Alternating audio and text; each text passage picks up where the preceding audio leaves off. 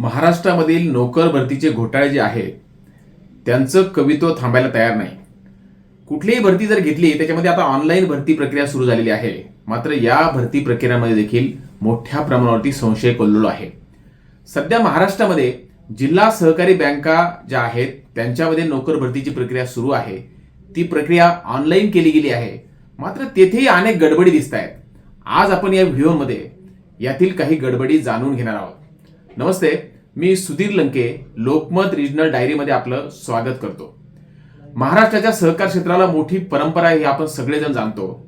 मात्र या सहकारी बँकांमध्ये जेव्हा ऑफलाईन परीक्षा होत होत्या त्यावेळेस अनेक घोटाळे झाले, काही घोटाळे गाजलेत. त्यामुळे महाराष्ट्र सरकारने असा निर्णय घेतला 2018 साली म्हणजे 15 जून 2018 रोजी त्याबद्दलचा पहिला आदेश निघाला आणि दुसरा आदेश हा 23 जून 2022 रोजी निघाला. या दोन्ही आदेशांमध्ये सरकारच्या सहकार विभागाने एक मान्य केली गोष्ट की ऑफलाईन ज्या परीक्षा होतात भरतीच्या त्यामध्ये घोटाळे होतात. त्यामुळे ती पद्धती बंद करून आपण यापुढे ऑनलाईन भरती प्रक्रिया राबवूयात. आणि ही भरती प्रक्रिया राबवण्यासाठी सहकार विभागाने सहकार आयुक्तालय जे आहे ज्याचं मुख्यालय हे पुण्यामध्ये आहे त्या आयुक्तालयाने एक आदेश केला की तुम्ही कोणत्या कंपन्यांमार्फत जिल्हा सहकारी बँका ही भरती प्रक्रिया राबवू शकतात याबद्दलचं एक पॅनल निश्चित करा, ज्याला मराठीमध्ये तालिका असं म्हटलेलं आहे. सहकार आयुक्तालयाने 12 मार्च 2024 रोजी अशी तालिका प्रसिद्ध केली आणि यामध्ये एकूण 6 कंपन्यांचा या ऑनलाईन भरतीसाठी समावेश केला. त्या तालिकेमध्ये पहिली कंपनी जी आहे तिचं नाव आहे IBPS म्हणजे institute of banking personal selection. He company अनेक राष्ट्रीयकृत बँकांची पण भरती करते, आपण हे अनेक जाहिरातीमध्ये बघतो. दुसरी जी कंपनी होती ती TCS ION ही कंपनी आहे. तिसरी जी कंपनी आहे ती ITI लिमिटेड या नावाची कंपनी आहे. चौथी कंपनी जी आहे ती BECIL ही कंपनी आहे. पाचवी कंपनी ही MKCL ही कंपनी आहे आणि सहावी कंपनी ही वर्कवेल इन्फोटेक प्रायव्हेट लिमिटेड या नावाची कंपनी आहे. आता सहकार आयुक्तांनी हे पॅनल निश्चित केलं आणि त्यानंतर जिल्हा सहकारी बँकांचे संचालक मंडळ जे आहे ते ठराव करून वेगवेगळ्या कंपन्यांना भरतीचं कामकाज देऊ लागलं. त्यातील एक उदाहरण पाहू. अहमदनगर मध्यवर्ती जिल्हा सहकारी बँक जी आहे त्या बँकेने गतवर्षी म्हणजे 2024 रोजी यातील वर्कवेल इन्फोटेक प्रायव्हेट लिमिटेड या कंपनीला आपल्या 700 पदांच्या भरतीचं काम दिलं. हे काम देताना जिल्हा सहकारी बँकेने सांगितलं की आम्ही टेंडर कॉल केलं होतं, त्यामध्ये सर्वाधिक कमी दराचं टेंडर हे वर्कवेल कंपनीने दिलं. म्हणजे वर्कवेलने 560 रुपयामध्ये आम्ही एका उमेदवाराची परीक्षा कंडक्ट करू असा दर आम्हाला दिला. तो दर कमी वाटला आम्हाला आणि म्हणून आम्ही वर्कवेल इन्फोटेकला काम दिलं. MKCL या कंपनीने टेंडर भरलं होतं, मात्र त्यांचा रेट जास्त होता आणि IBPS आणि TCS या कंपन्यांनी आमच्या निविदा प्रक्रियेत सहभागच घेतला नाही, कारण त्यांचं असं म्हणणं होतं की आम्हाला शासनाने अधिकृत केलेलं आहे, आमची दर प्रक्रिया ही शासनाने ठरवलेली आहे, त्यामुळे तुम्हाला जर आम्हाला काम द्यायचं असेल तर शासकीय दर पत्रकाप्रमाणे आम्हाला काम द्या, आम्ही टेंडरमध्ये सहभागी होणार नाही. अशी भूमिका या 2 कंपन्यांनी घेतली. त्यामुळे आम्ही वर्कवेलला काम दिलं असं जिल्हा सहकारी बँकेने सांगितलं. लोकमतने यापूर्वी 2017 साली अहमदनगर जिल्हा सहकारी बँकेचा घोटाळा उघडकीस आणला होता.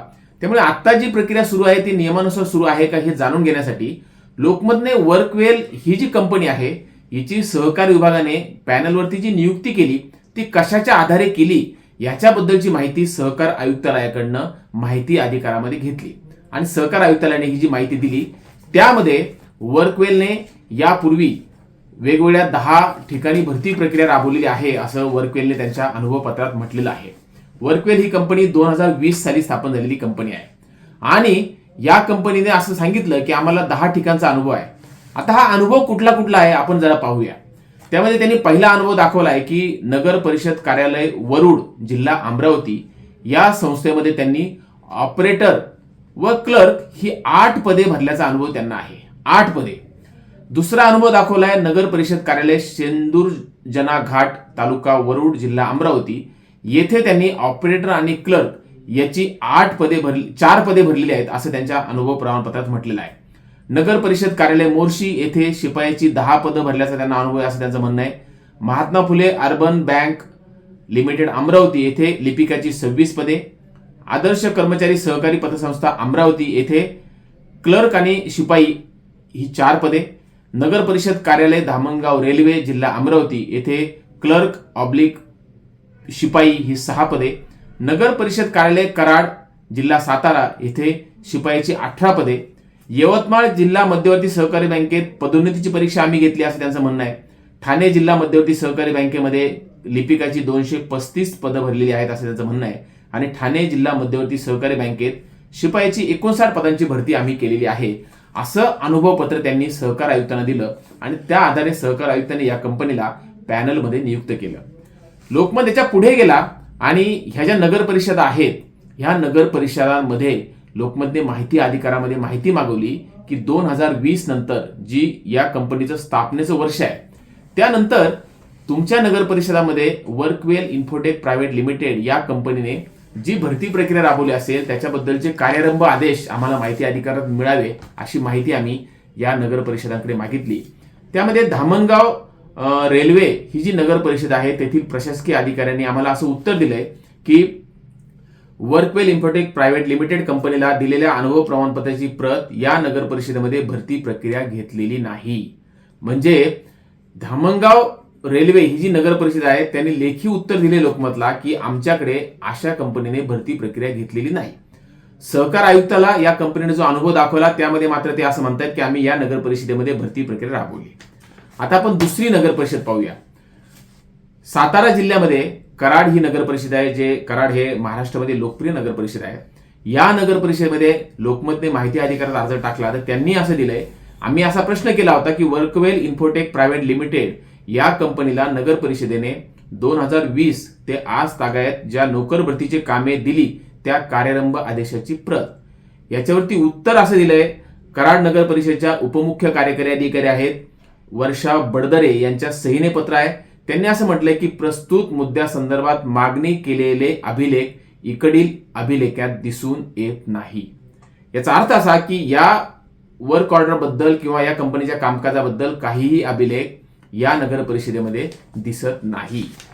याच्याशिवाय लोकमतच्या अमरावती कार्यालयाने ही महात्मा फुले जी बँक आहे ज्याचा अनुभव यांनी दाखवलाय वर्कवेलने, ही महात्मा फुले अर्बन कोऑपरेटिव्ह बँकेला विचारणा केली की तुमच्या बँकेमध्ये वर्कवेलने काही भरती केली आहे का. तर त्या बँकेने लोकमतला सांगितलं की आमच्याकडे अशी भरती प्रक्रिया झालेली नाही आणि या कंपनीने आमच्याकडे भरती प्रक्रिया राबवलेली नाही. त्याच्यानंतर आणखी ज्या अमरावती जिल्ह्यातल्या 2 नगर परिषद आहेत त्यांनाही लोकमतने विचारणा केली की तुमच्याकडे काही भरती प्रक्रिया राबवली आहे का.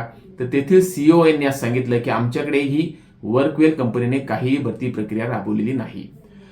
अशा जर बाबी असतील तर सहकार आयुक्तालयाने या कंपनीला जे काही पॅनलवरती घेतलं म्हणजे त्यांनी जे काही पॅनल जाहीर केलं सहकार आयुक्तालयाने 12 मार्च 2024ला त्या पॅनलवरती घेताना सहकार आयुक्तालयाने या कंपनी बाबत काय खातरजमा केली हा एक मोठा प्रश्न निर्माण होतो. या कंपनीने जे डॉक्युमेंट दिले सहकार आयुक्तालयाला त्यामध्ये असं म्हटलंय की आमचं पुण्यामध्ये कार्यालय आहे, मात्र पुण्यामध्ये कार्यालय जे आहे त्यांनी केवळ 2 खोल्यांचा भाडे करारनामा केलेला दिसतो आहे. या पॅनलची निश्चिती करताना सहकार आयुक्तालयाने एक अट टाकली होती की जी कंपनी आहे ती ऑनलाईन परीक्षा घेण्यासाठी सक्षम असावी, तिच्याकडे मनुष्यबळ असावं. आता वर्कवेल कंपनीने त्यांचं जे काही स्टेटमेंट दिलेलं आहे सहकार विभागाला त्याच्यामध्ये 1 एप्रिल 2021 ते 31 मार्च 2023 या कालावधीत म्हणजे हा जवळपास 2 वर्षाचा कालावधी आहे. या कालावधीत त्यांचं एम्प्लॉई बेनिफिट याच्यावरतीचा जो खर्च आहे तो 11,40,000 आहे फक्त. म्हणजे 2 वर्षात या कंपनीने आपल्या कर्मचाऱ्यांच्या पगारावरती 11,40,000 रुपये खर्च केलेला दिसत आहे. एवढ्या 11,40,000 ही तशी कंपनीच्या दृष्टीने कमी अमाऊंट आहे. एवढ्या अमाऊंटमध्ये ह्या कंपनीकडे नेमके किती कर्मचारी असतील हा देखील प्रश्न निर्माण झालेला आहे. त्यामुळे एक तर कंपनीकडे सक्षम कार्यालय आहे का, कंपनीकडे कर्मचारी वर्ग आहे का, आणि सर्वात महत्वाचं या कंपनीने जी काही अनुभवाची प्रमाणपत्र दाखल केलेली आहेत ती प्रमाणपत्र खरी आहेत का हा एक मोठा प्रश्न याच्यामध्ये निर्माण झालाय. या संदर्भात आम्ही वृत्त प्रकाशित केल्यानंतर सहकार आयुक्तालयाने अद्यापर्यंत काय चौकशी केली ते समजू शकलं नाही.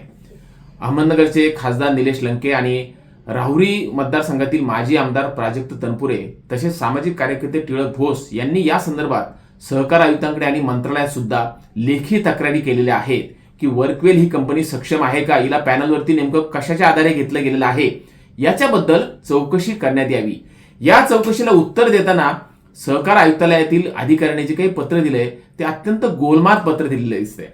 त्याच्यामध्ये ज्या अनुभव प्रमाणपत्रांबद्दल शंका आहे त्याच्याबद्दल त्यांनी काय खातरजमा केली हे अद्यापर्यंत स्पष्ट केलेलं नाही.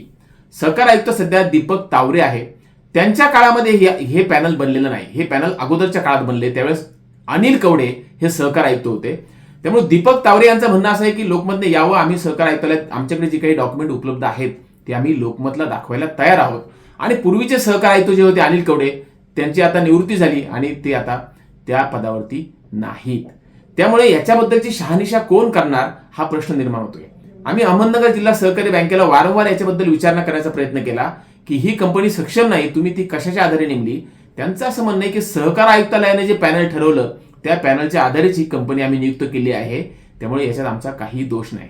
या कंपनीला केवळ अहमदनगर जिल्हा बँकेने काम दिलं असं नाही, सातारा मध्यवर्ती जिल्हा बँकेची भरती देखील हीच कंपनी करते आहे.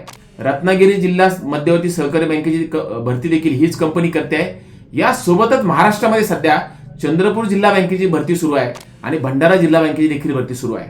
आणखी इतरही काही बँकांची भरती सुरू आहे. रायगड जिल्हा बँकेची भरती निघाली होती, मात्र निवडणुकीपूर्वी त्या भरतीला स्थगिती दिली गेली. ही सुद्धा एक गंमत आहे. रायगडच्या स्थानिक लोकप्रतिनिधींनी सरकारकडे तक्रार केली की निवडणुकीच्या काळामध्ये भरती करणं योग्य नाही, म्हणून मंत्रालयाने रायगड जिल्हा बँकेच्या भरतीला लगेच स्थगिती दिली. मात्र त्याच वेळी अहमदनगर, सातारा आणि इतर जिल्हा बँकांमध्ये भरती सुरू होती, त्या भरतीला सहकार विभागाने स्थगिती दिलेली नाही. म्हणजे सहकार विभागाचं धोरण जे आहे ते भरत्यांबद्दल कसं अपारदर्शक आहे याचा हा एक उत्तम नमुना आहे. एका बँकेतली भरती स्थगित होते आणि दुसऱ्या बँकांतील भरतीला मात्र स्थगिती मिळत नाही.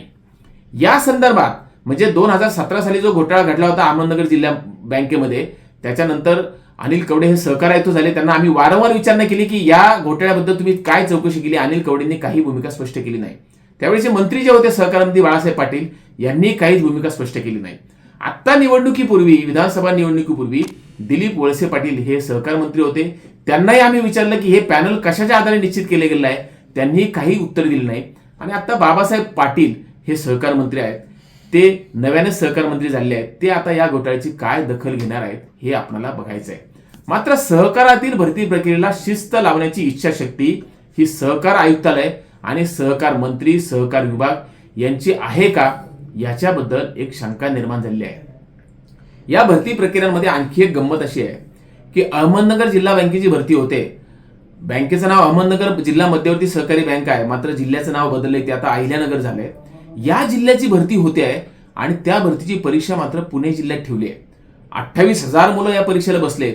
या सगळ्या मुलांनी आता पुणे जिल्ह्यातील परीक्षा केंद्रांवर जाऊन परीक्षा द्यायची आहे. ही गंमत आहे. चंद्रपूर जिल्हा बँकेची भरती सुद्धा याच पद्धतीने झाली. मुलं चंद्रपूरची, बँक चंद्रपूरची, मात्र परीक्षेचे केंद्र हे नाशिक आणि नागपूरला आले होते. त्याच्याबद्दल मोठा वाद उपस्थित झाला आणि विदर्भातील आमदारांनी तर विधानसभेत आरोप केला की चंद्रपूर जिल्हा बँकेच्या एका जागेसाठी 40-40 लाख रुपये मागितले गेलेले आहे. सातारा जिल्हा बँकेची भरती सुद्धा ही पुण्यातील केंद्रांवरती झाली. लोकमतच्या बातम्यानंतर एका उमेदवाराने आम्हाला फोन केला आणि तो असं म्हटला की मी सातारा जिल्हा बँकेची परीक्षा नुकतीच दिलेली आहे आणि ह्या बँकेची परीक्षा दिल्यानंतर, ऑनलाईन परीक्षा झाल्यानंतर आम्हाला उत्तरपत्रिकेची कार्बन कॉपी किंवा उत्तरपत्रिकेची प्रत दिली गेलेली नाही आणि कंपनी असं म्हणते की आता आम्ही आन्सर की प्रकाशित केलेली आहे, त्याच्यानुसार तुम्ही पडताळून पहा की तुम्हाला किती गुण मिळतील. गंमत पहा की UPSC MPSC ची जी परीक्षा होते त्याच्यामध्ये मुलांना, उमेदवारांना उत्तरपत्रिकांची कार्बन कॉपी मिळते, मात्र ऑनलाईन परीक्षा ज्या होत आहेत त्याच्यामध्ये उमेदवारांना तात्काळ उत्तरपत्रिकांची कार्बन कॉपी देण्याची पद्धती नाही.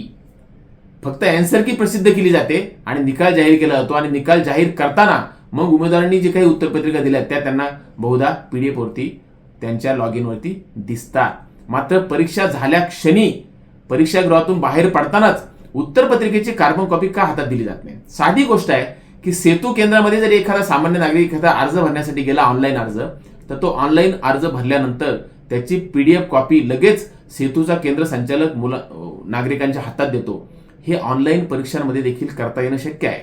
मुलं परीक्षेला जेव्हा आपली उत्तरपत्रिका सबमिट करतील त्याच वेळेस प्रिंटरमधनं त्यांच्या उत्तरपत्रिकेची कॉपी काढणं सहज शक्य आहे. मात्र या कॉपी दिल्या जात नाही. का दिल्या जात नाही याच्याबद्दल मी काही संगणक तज्ज्ञांशी बोललो. त्यांचं असं म्हणणं आहे की ह्या ज्या भरती करणाऱ्या कंपन्या आहेत ह्याच प्रश्नपत्रिका काढतात, यांचा सर्व्हर त्या परीक्षा सेंटरवरती वापरला जातो. जो काही डेटा आहे, मुलं जे काही उत्तर भरतात तो सगळा डेटा ह्या सर्व्हरमध्ये स्टोअर होतो आणि हा सर्व्हर फक्त कंपन्यांच्या ताब्यात असतो. इतर कुणालाही त्याचा ऍक्सेस नाही. त्यामुळे जर कंपन्या विश्वासाने नसतील तर त्या कंपन्या नंतर या सर्व्हरमध्ये काही ठराविक उमेदवारांच्या उत्तरपत्रिका ओपन करून त्याच्यामध्ये छेडछाड करू शकतात आणि त्यांना मेरिटमध्ये आणू शकतात. कारण हा सर्व्हर तपासण्याची काही सिस्टीम नाही. हा सर्व्हर सहकार विभाग तपासणार नाही, हा सर्व्हर सहकार मंत्री पाहणार नाही, सहकार सचिव पाहणार नाही आणि इतर कुठल्याही तज्ज्ञांना हा सर्व्हर पाहण्याची संधी मिळणार नाही. त्यामुळे त्या सर्व्हरमध्ये काय छेडछाड झालेली आहे हे कुणालाही समजू शकत नाही. त्याचमुळे ऑनलाईन परीक्षांमध्ये कदाचित परीक्षेनंतर लगेचच मुलांच्या हातात उत्तरपत्रिका यासाठी दिल्या जात नाही की तो जर पुरावा एकदा बाहेर गेला तर नंतरची छेडछाड जी झालेली बाब आहे ती लक्षात येईल. खरं तर या परीक्षांचं सायबर तज्ज्ञांकडनं ऑडिट करण्याची गरज आहे. ह्याच्या सर्व्हरमध्ये IP ॲड्रेसमध्ये काही नंतर छेडछाड केली गेलेली आहे का हे तपासण्याची गरज आहे. मात्र अशी तरतूद या परीक्षांची जी काही धोरणं ठरवताना शासनाने केलेली आहे का याच्याबद्दल शंका आहे. मुद्दा असा आहे की उमेदवार तक्रारी करतायत, नागरिक सहकार विभागाकडे तक्रारी करतायत, मात्र कुणीही याची दखल घ्यायला तयार नाही. मुलांनी जी काही फीस भरलेली आहे परीक्षांची, अहमदनगर जिल्हा बँकेमध्ये लिपिक पदासाठी 749 रुपये शुल्क होतं. 749 रुपये मुलांनी भरलेले आहेत आणि आता पुण्याला जाण्यासाठी पुन्हा प्रवास खर्च करायचा, तिथे राहण्याची व्यवस्था करायची, म्हणजे एका पेपरसाठी 4 ते 5 हजार रुपये खर्च करण्याची वेळ मुलांवरती येणार आहे. भरती होणार की नाही, गुणवत्तेने ही भरती होणार की नाही हे प्रश्न ते निराळेच आहे. मात्र अशा पद्धतीने इतकं महागडं शुल्क घेतल्यानंतरही सुविधा ज्या मिळत आहेत त्या पारदर्शी आहेत का हा खरा प्रश्न आहे. आता जे 6 कंपन्यांचं पॅनल आहे त्याच्यामध्ये TCS नावाची कंपनी आहे, IBPS नावाची कंपनी आहे, ज्या कंपन्या नामांकित राष्ट्रीयकृत बँकांच्या भरत्या करतात. या कंपन्यांना जिल्हा बँका काम द्यायला तयार नाहीत.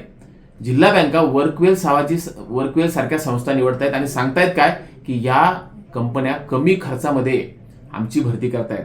आता वर्कवेलने 560 रुपये शुल्कामध्ये भरती करण्याचं धोरण दाखवलं. मात्र जिल्हा सहकारी बँकेने अहमदनगरच्या मुलांकडनं जे शुल्क घेतलंय ते 749 रुपये आहे. म्हणजे गंमत पहा, कंपनीला कमी दरात काम देत आहेत आणि मुलांकडनं मात्र जास्त शुल्क घेतलं गेलंय. आणि मग तुम्हाला मुलांकडनं जास्त शुल्क घ्यायचं होतं तर TCS सारखी कंपनी 600 रुपये प्रति उमेदवार खर्चामध्ये काम करायला तयार होती. IBPS सारखी कंपनी 700 रुपये शुल्कामध्ये काम करण्यास तयार होती. मग या शुल्कापेक्षा मुलांकडून तुम्ही जास्त शुल्क घेतला असताना सुद्धा तुम्ही या कंपन्यांना काम दिलेलं नाही. येथे शंकेला जागा आहे.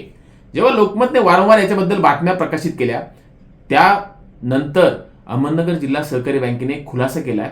त्यांचं असं म्हणणं आहे की अहमदनगर जिल्ह्यामध्ये म्हणजे अहिल्यानगर जिल्ह्यामध्ये पुरेशी परीक्षा केंद्र नव्हती, जिथे ऑनलाईन परीक्षा कंडक्ट करता येईल अशी परीक्षा केंद्र कंपनीला मिळाली नाहीत, म्हणून आम्ही पुणे जिल्ह्यात परीक्षा कंपनीने घेतली, असा खुलासा बँकेने केलेला आहे. हे सुद्धा आश्चर्य आहे. अहमदनगर हा प्रगत जिल्हा समजला जातो. येथे इंजिनिअरिंग कॉलेज आहेत, येथे अनेक संस्थांकडे चांगले अत्याधुनिक संगणक केंद्र आहेत, येथे IBPS सारख्या संस्थांनी परीक्षा घेतल्यात, इथे अनेक ऑनलाईन परीक्षा घेतल्यात असं अनेक शाळा कॉलेजांनी सांगितलंय लोकमतला. मात्र वर्कवेल म्हणते की अहमदनगर जिल्ह्यामध्ये म्हणजे अहिल्यानगर जिल्ह्यामध्ये परीक्षा घेण्यासाठीची पुरेशी केंद्र नाही. गंमत आहे, आश्चर्य आहे. मात्र याच्याबद्दल जाब कोण विचारणार? बँक त्यांना जाब विचारत नाही, सहकार आयुक्तालय त्यांना जाब विचारत नाही. त्यामुळे कंपन्यांची या भरती प्रक्रियांमध्ये मनमानी सुरू आहे का आणि ही भरती प्रक्रिया पारदर्शकपणे होणार आहे का असा प्रश्न निर्माण झालाय. मार्केटमध्ये अशी चर्चा आहे की अनेक संचालकांशी मुलं संपर्क करतायत की आमची भरती कशी होईल आणि काही लोक किती रुपयांना एक पद भरलं जाणार याच्याबद्दलची चर्चा देखील मार्केटमध्ये करतायत. मात्र याच्याबद्दलची चौकशी कोण करणार, याची शहानिशा कोण करणार?